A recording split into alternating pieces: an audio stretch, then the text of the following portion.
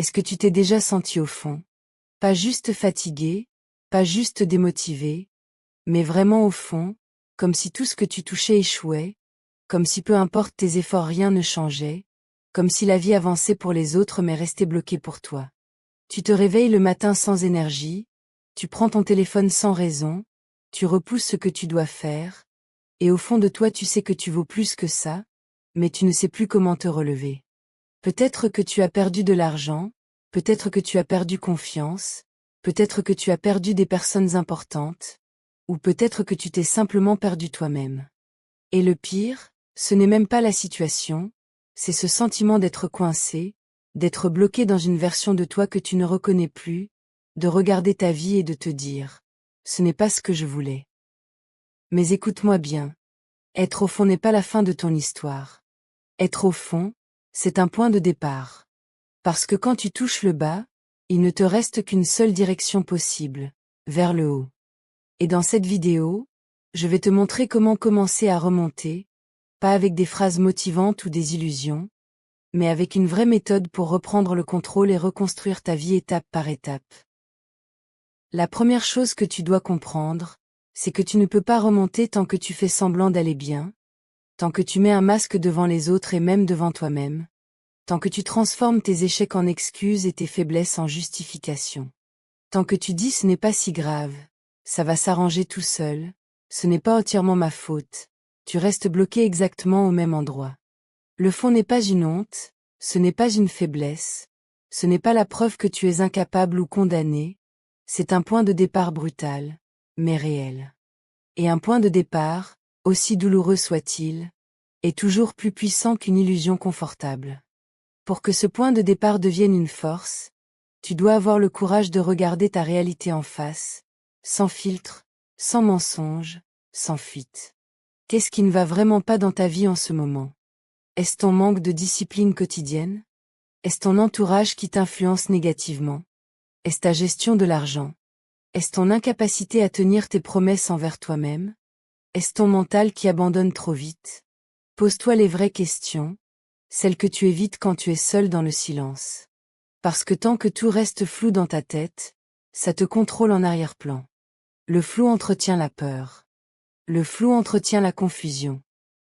Mais le jour où tu prends une feuille et que tu écris noir sur blanc ta situation exacte, sans te victimiser, sans accuser les autres, sans dramatiser, quelque chose change. Tu passes du rôle de victime au rôle de responsable. Et être responsable ne veut pas dire que tout est de ta faute, ça veut dire que tu décides que la suite dépend de toi. La vérité peut faire mal, elle peut toucher ton ego, elle peut t'obliger à reconnaître tes erreurs, mais elle a un pouvoir immense, elle libère. Elle te donne une base solide sur laquelle reconstruire. Parce que tu ne peux pas corriger ce que tu refuses de reconnaître. Et c'est seulement quand tu acceptes pleinement où tu es aujourd'hui, sans maquillage et sans fuite, que tu peux décider consciemment, stratégiquement, et avec force, où tu veux aller demain. Tu dois arrêter d'attendre la motivation, parce que la motivation est instable, fragile, imprévisible, et surtout absente quand tu en as le plus besoin. Quand tu es au fond, tu ne te réveilles pas inspiré, tu ne te réveilles pas avec une énergie débordante, tu te réveilles lourd, fatigué mentalement, parfois même découragé avant d'avoir commencé la journée. Et si tu bases ton changement sur ton humeur du moment, tu perdras à chaque fois. Ce dont tu as besoin, ce n'est pas d'un pic d'inspiration, c'est d'une structure solide, simple, répétable. Quand tout est chaotique dans ta tête, tu dois créer de l'ordre dans tes actions. Réduis la taille de tes objectifs. Arrête de vouloir transformer ta vie en une semaine. Concentre-toi sur des actions petites mais non négociables. Te lever à une heure fixe, bouger ton corps même 20 minutes, apprendre quelque chose chaque jour, limiter les distractions qui te vident. Ce ne sont pas des actions spectaculaires, personne ne va t'applaudir pour ça, mais elles reconstruisent quelque chose d'essentiel, ton identité. Chaque petite promesse que tu tiens envers toi-même renforce ta crédibilité personnelle. Chaque jour où tu agis malgré le manque d'envie renforce ton mental. La discipline commence là où la motivation s'arrête. Et plus tu accumules ces micro-victoires, plus tu changes silencieusement, jusqu'au moment où tu réalises que tu n'es plus la même personne que celle qui était au fond. Tu ne peux pas monter si quelque chose te retient vers le bas, c'est une loi simple mais brutale. Beaucoup veulent progresser tout en gardant les mêmes habitudes, les mêmes fréquentations, les mêmes distractions, le même confort toxique, et ça ne fonctionne pas. Si tu veux un résultat différent, tu dois accepter de perdre certaines choses en chemin. Regarde honnêtement ta vie, qui t'encourage vraiment à évoluer et qui normalise ta stagnation. Quelles habitudes te donnent du plaisir immédiat mais détruisent ton futur? Combien d'heures par jour sont absorbées par ton téléphone, par des contenus qui t'anesthésient, par des conversations qui ne t'élèvent pas? Chaque minute perdue est une minute que tu n'investis pas dans ta remontée. Parfois, sortir du fond ne demande pas plus d'efforts, mais plus de courage. Le courage de dire non. Non à certaines invitations. Non à certaines personnes. Non à certaines habitudes. Non à la version confortable mais médiocre de toi-même. Oui, ça peut créer de la solitude. Oui, ça peut créer de l'incompréhension. Mais la solitude temporaire est un prix faible comparé à une vie entière passée à regretter. Protéger ton énergie devient une priorité absolue. Parce que ton énergie, c'est ton carburant. Et sans carburant, aucune ascension n'est possible. Si tu ne définis pas clairement où tu veux aller, tu finiras toujours par revenir là d'où tu viens. L'absence de vision crée l'errance.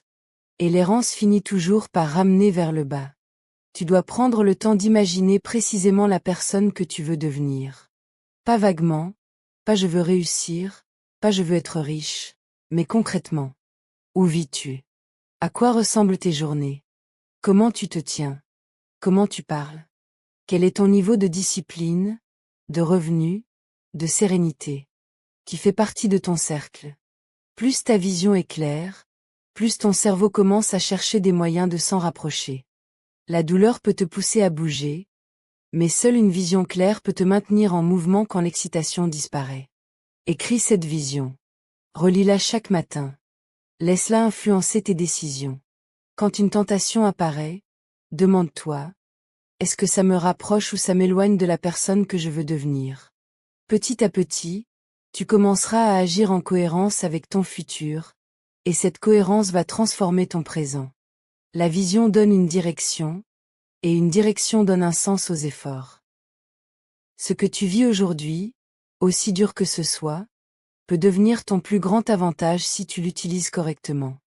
Parce qu'au fond, il y a une vérité puissante, tu n'as plus rien à perdre. Plus d'images parfaites à défendre. Plus d'illusions à maintenir. Juste toi face à la réalité. Et cette position, aussi inconfortable soit-elle, est extrêmement puissante. Les personnes mentalement fortes ne sont pas celles qui n'ont jamais chuté, ce sont celles qui ont utilisé leur chute comme carburant. Le fond t'oblige à te connaître vraiment. Il révèle tes failles, mais aussi ton potentiel caché. Il forge une résilience que le confort ne pourra jamais créer. Quand tu as connu le manque, l'échec, le doute profond, tu développes une solidité intérieure que rien ne peut facilement briser. Et un jour, tu regarderas en arrière et tu comprendras que cette période n'était pas une malédiction, mais une préparation. Le fond ne te détruit pas. Si tu décides de tenir, d'apprendre, d'agir malgré la difficulté, il deviendra le socle sur lequel tu construiras ton sommet. Alors si aujourd'hui tu es au fond, écoute attentivement. Ce moment n'est pas une condamnation, c'est une transition. C'est l'instant précis où tu peux décider que ton histoire prend un autre tournant.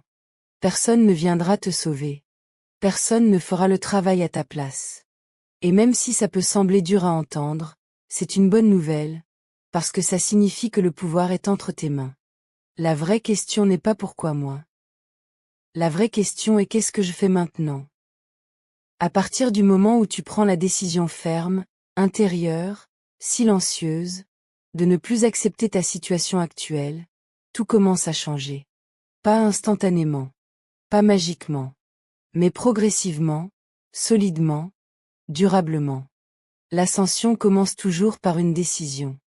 Une décision répétée chaque jour par des actions cohérentes. Tu n'es pas défini par le fond que tu touches, tu es défini par la manière dont tu choisis de remonter. Et souviens-toi d'une chose. On ne reste pas au fond, on s'en sert pour construire plus haut. Merci du fond du cœur d'avoir pris le temps de regarder cette vidéo jusqu'à la fin. Je veux que tu saches à quel point ta présence ici compte vraiment, que ce soit juste un clic, ou que tu sois là depuis le début de ce voyage. Ta confiance, ton énergie et ton attention font une énorme différence. Je suis profondément reconnaissant d'avoir une communauté comme la nôtre, qui ose se confronter à la réalité, qui choisit de grandir chaque jour et qui n'a pas peur d'avancer, étape par étape. Continue d'être toi-même, continue de croire en ta capacité à remonter, à te dépasser et à écrire ta propre histoire. Et surtout, n'oublie jamais que chaque petit pas compte, que chaque effort, aussi discret soit-il, te rapproche un peu plus de là où tu veux aller. Merci encore d'être ici, merci d'être engagé dans ta propre transformation, et j'ai hâte de te retrouver dans la prochaine vidéo. Porte-toi bien, sois fier de ton parcours et à très vite.